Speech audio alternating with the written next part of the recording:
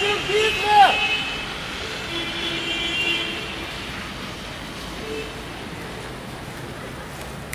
Стоп, русские СС!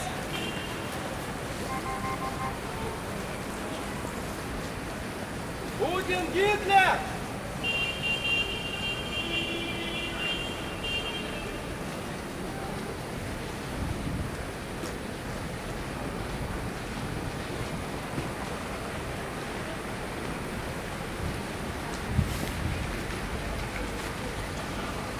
Стоп, русские СС!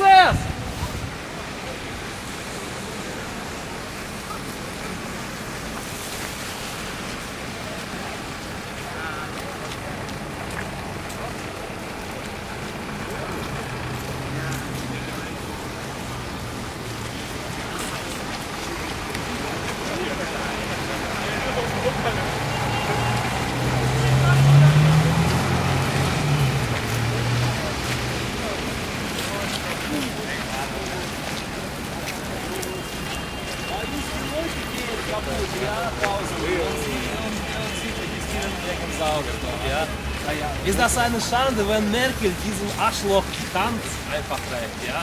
Das ist einfach eine Schande, ich nehme das nicht. Ja, ja, ja, ja. Ja, okay, warum sind Sie nicht vor dem Reichstag und protestieren nicht gegen diese faschistischen Leute in Deutschland? Die machen kaputt die Menschenleben, nicht Sauerstoff.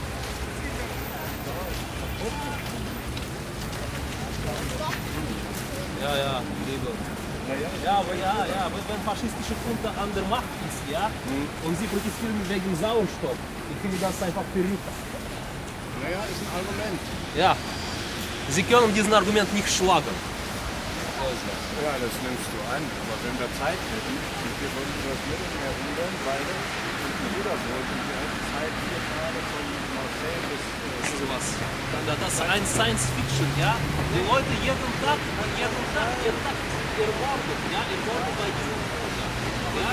Und diese deutsche Funke reicht ständig für russische Funke, ja? So ist das.